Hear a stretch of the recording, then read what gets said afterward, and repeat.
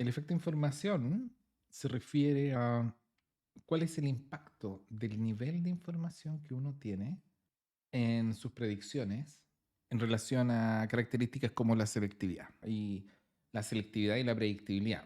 ¿Qué quiere decir esto? En fondo, si yo tengo este nivel de información, voy a generar estimaciones en las distintas ubicaciones condicionales a los datos que tengo, al n datos. Y a medida que este n se incrementa, van a pasar cosas diferentes con esta predicción. No hemos visto estimación, pero ustedes ya saben de sus cursos previos que de fondo predicciones son combinaciones lineales de los datos, por lo tanto, entre menos datos tengo, estos promedios van a ser más parecidos en estas zonas que cuando tengo más información. Y este nivel de información, obviamente, si uno considera el valor verdadero, ya, o vamos a verlo en esta forma, el valor predicho y el valor real, si yo tuviera mucha información, si yo tuviera toda la información del mundo, que sondeo cada 10 metros o cada 1 metro, mi predicción va a ser muy, pero muy, muy, muy parecida a mi valor real. Pero la verdad es que como uno tiene menos información, uno obtiene algunas predicciones que pueden ser imprecisas o predicciones que pueden ser eh, con un sesgo condicional, que lo vamos a conversar. Y este tema obviamente va a tener implicancias si es que yo considero alguna toma de decisión según un umbral de corte. Si yo tomo una decisión con un umbral de corte, puedo estar equivocándome mucho en la toma de decisión que estoy generando. Y eso es súper crítico porque el umbral de corte hoy por hoy sigue siendo una forma de seleccionar los bloques de mineral. Bien, el efecto información va a generar una pérdida adicional de selectividad con respecto al cambio de soporte, ¿ya? Vamos a conversar un poco de ese tema. Entonces, en esta curva de selectividad, fracción de tonelaje versus fracción del metal, si uno pasa de un soporte puntual a un soporte mayor y más encima tiene menos información, esto va a perder selectividad. De fondo, las curvas se van a acercar hacia la identidad como vimos en una lámina de atrás. Bien, esto era lo que les comentaba del tema de el impacto en la selección de mineral a planta o estéril a botadero. Entonces, vamos a revisar eso un poco para conversar. Ok, vamos a ver cuál es el impacto de este tema de la predicción y el valor real según un umbral de corte. Bien, entonces, dado un umbral de corte, esto tiene que pasar exactamente por ahí, ¿ya? Porque es el mismo valor del umbral de corte. Ustedes me entienden. Vamos a tener varias opciones. Vamos a tener algún mineral que yo creía en mi predicción que era estéril y que realmente que era estéril y que en mi realidad siguió siendo estéril. Y tengo otro cuadrante acá que yo pensaba que era mineral o ore y realmente se transformó en ore también. Por lo tanto, tengo este sector que va a ser una predicción que era ore y una realidad que era ore. Y acá tengo una predicción que era waste y que siguió siendo waste en su o estéril en la realidad. Sin embargo, tengo estas dos áreas, esta área que yo pensaba que era mineral, pero terminó siendo estéril. Y esa sería un área que mi predicción decía que era ore y terminó siendo estéril. Y es complejo porque si mi predicción pensaba que era ore y yo hice una selección de material pensando que era mineral y lo envié a la planta, lo que estoy haciendo es regalarle dilución. De fondo estoy incorporando material de baja ley al mineral que estoy enviando a planta. Por otro lado, si uno revisa este otro sector, yo pensaba que era estéril en mi predicción, pero terminó siendo mineral en la realidad. ¿Ok? Y si yo seleccioné este material como estéril según mi predicción, que está sujeto a un nivel de información n, voy a terminar enviando, voy a terminar enviando este ore, este mineral, lo voy a terminar enviando a botadero. ¿Ya? Entonces cometo un montón de errores dependiendo de esta selección por umbral de corte basada en una predicción. Al tener esta predicción un cierto nivel de información, naturalmente va a tener un nivel de error y eso se traduce en una mala selección. ¿Cuál es el punto? Si tenemos menos información, va a ser peor la selección y con más información va a ser mejor. ¿Ya? Y es súper relevante este tema que vamos a conversar ahora porque tiene una connotación económica importantísima. Vamos a revisar ahora, bueno, voy a tratar de dibujar lo mismo, pero un poco más en nivel de figura. Entonces, tú tienes un cuerpo mineral que es el cuerpo mineral real, ¿ya? Y en general este cuerpo mineral real tú no lo vas a conocer perfectamente, nunca. Lo más cercano es cuando uno obtiene información a partir de pozos de Ronauer. Pero uno lo que obtiene o lo que intenta hacer es a partir de la información que tengo, que me dice que acá hay mineral, acá hay mineral, acá hay mineral, o acá hay mineral, perdón, ahí no hay mineral, aquí hay estéril, acá hay estéril, acá hay estéril. Sé en estos datos de mi malla sondaje que acá hay mineral y acá hay estéril, por ejemplo. Voy a tratar de modelar o predecir dónde está el límite del mineral y el estéril. Y a lo mejor mi dibujo, a partir de esta información, que son estos puntitos amarillos, digamos, mi definición de mineral a partir de esta estimación puede ser de esta forma. ¿Ok? ¿Qué implica? Implica que es imperfecta. En el fondo, lo que yo creo que es mineral o oro, pero que está sujeto a un número de datos n, que son estos de acá, tiene un error, obviamente. Entonces, un poco los errores que hay son, primero, las zonas que coinciden. Ya, al fondo, todo lo que está fuera de las dos era estéril, que creíamos que era estéril, y lo que está donde la intersección de los dos que son minerales, que sería esto de acá, ¿ya? Ahí, hasta, sí, hasta ahí sería mineral que realmente fue mineral, ¿ya?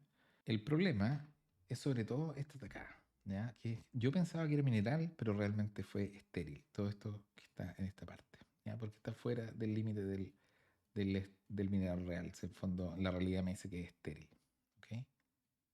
Y este es súper complicado, ¿ok? Hay algunos que son el otro caso, donde yo pensaba que era estéril. Yo pensaba que era estéril esta zona, pero realmente lo que pasó es que fue mineral. Y ahí algunas personas le llaman las ganancias inesperadas. ¿Cuál es el rollo? Que los modelos de largo plazo se basan en información bien espaciada, digamos, no sé, mallas de 50, 100 metros. Los modelos de producción mina, un mensual, ocupa la información de pozos más información de sondaje adelantado para poder definir este límite. Y bueno, y está este problema, el problema de la mala selección por el nivel de información que uno tiene, ¿ya? Entonces esto es un poco para poder darle un contexto visual a este tema de los cuadrantes de ore to ore, waste to waste y el ore to waste y waste to ore. Eso, ese es el mismo tema. Bien, entonces es clave entender los efectos o la relación entre mi estimación y el valor verdadero. Bien, y hay varias formas de que uno obtiene una predicción. Primero, vamos a ver esta, que muestra una predicción súper imprecisa, pero si se dan cuenta, veo los valores esperados, está en torno a la identidad.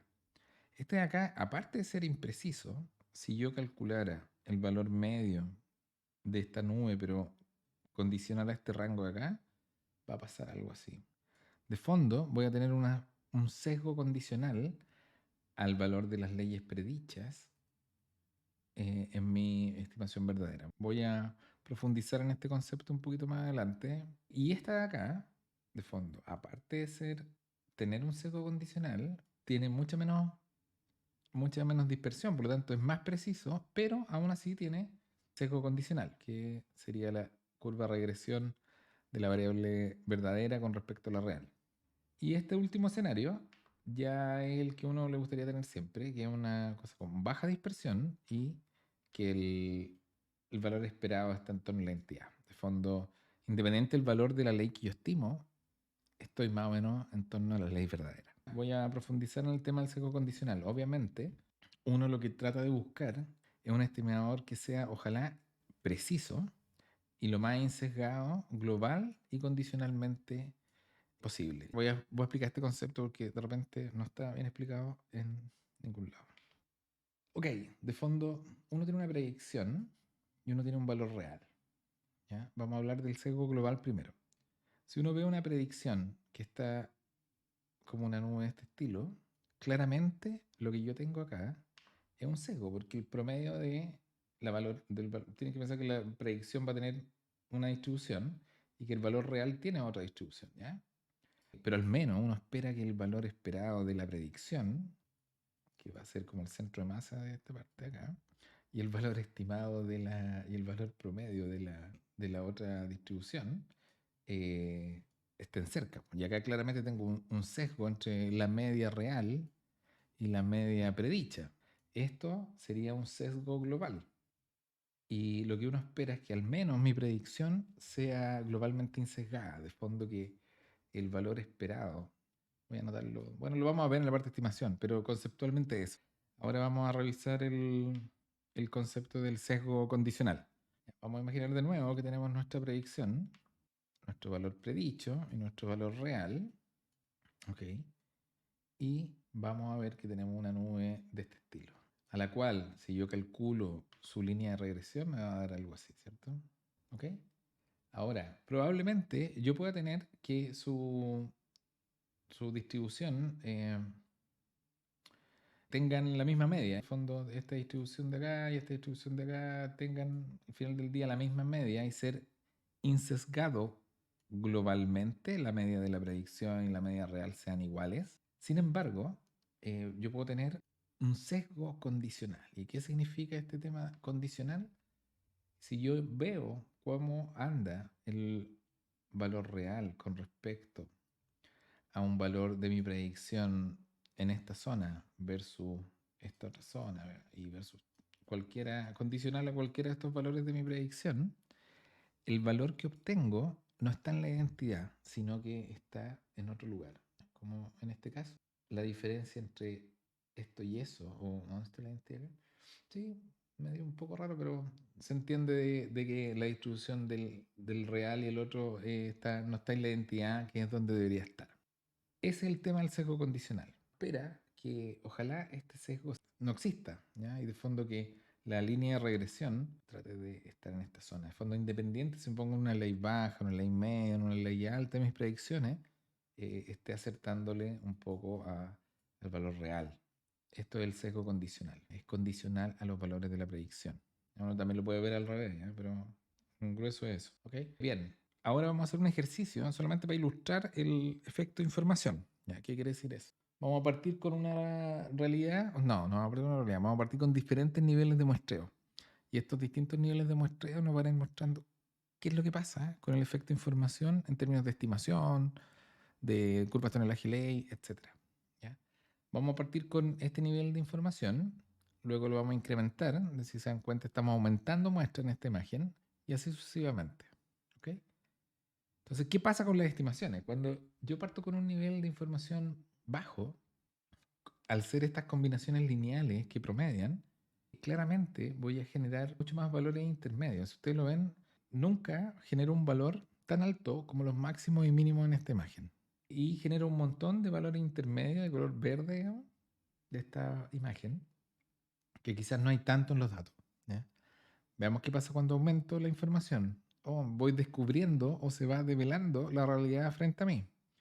Y obviamente cada vez voy a ir pareciendo más a lo que es la realidad al mostrarla mucho más. ¿Ok? Entonces, un poco para ver la imagen. Esta es la imagen original de los datos, de todos los datos muestreados. Y cómo con distintos niveles de información, las predicciones que yo construyo pueden ser bien distintas de cómo es la realidad. Es un punto súper importante. Bien, vamos a ver qué sucede con el valor predicho y el valor real, cómo se ve la imagen, cómo se ve la curva tonelaje-ley y cómo se ve el tema de selectividad de la estimación con distintos niveles de información. ¿Ya? Este es el primer nivel de información. Tenemos una nube que no es malo porque su regresión está en la identidad, lo cual es bueno. Sin embargo, tiene un nivel de dispersión bastante alto. ¿Ya? Tiene una correlación de 0.6, de fondo para un umbral de corte 0.5. El ratio, el porcentaje bien clasificado sobre un umbral de corte 0.5. Todo lo que es rojo más azul, el número de bloques que quedaron clasificados en OR to OR o Waste to Waste, es un 77%, y estos son los porcentajes de la ganancia y diluciones asociadas. Entonces vamos a ver qué pasa a medida que vamos avanzando con el nivel de información. Voy a borrar esto para que no moleste con la animación. Bien. Esto es con un nivel de información. Al aumentar el nivel de información, concentrémonos primero en el scatterplot y la imagen, obviamente. ¿Ya? A medida que aumenta la información, es evidente lo que va pasando, ¿no? A medida que aumenta la información, cada vez la regresión o la nube está menos dispersa y en torno a la entidad completa, pese a que su regresión siempre vive ahí, ¿ya? Y si se fijan, la correlación fue aumentando de 0,6, 0,7, 0,78, 0,83, 0,88. Se fue incrementando una y otra vez. Y el ratio o el porcentaje de los bloques bien clasificados, claro, en un principio partimos con 77% de los bloques bien clasificados hasta un 88%. Eso con respecto al efecto información cuando lo vemos en este gráfico, y que nos indica también un poco el acierto sobre umbral de corte. Un umbral de corte fijo 0,5 para este ejemplo. Bien, ahora vamos a repetir el ejercicio, pero vamos a mirar un poco la curva de selectividad. Cuando tengo esta información, vamos a ver qué pasa cuando aumenta información, y entre más información obtengo, más me acerco a la selectividad que tiene el depósito real. ¿Ya? De fondo, con poca información soy menos selectivo. De fondo, quedan todas las leyes intermedias, muchas más leyes intermedias, y a medida que voy aumentando mi nivel de información, mi selectividad aumenta. Ojo, esto no tiene que ver con la selectividad minera. Esto es la selectividad en términos qué fracción del metal tengo en qué fracción del tonelaje. ¿Ok? Veamos las curvas de tonelaje ley. Obviamente cuando tengo poca información, fíjense cómo va cambiando la curva a medida que tengo más info. Si se fijaron, la curva de ley fue subiendo con más información, ¿ya? Porque ahora hay muchos más valores extremos, alto y bajo, y sobre umbral de corte los altos son más altos que los promedios de poca información. Y la curva de tonelaje ley no es tan fácil predecir, pero puede pasar cualquier cosa, ¿ya? Puede ir por un lado o para el otro. Vamos a ver un resumen de cómo se ven los histogramas de la distribución real y con dos niveles de información, un nivel de información bajo y un nivel de información intermedio. Claramente la distribución real es mucho más amplia, y con distintos niveles de información tengo menos dispersión. ¿Por qué? Tengo mucho más valores medios y menos valores extremos.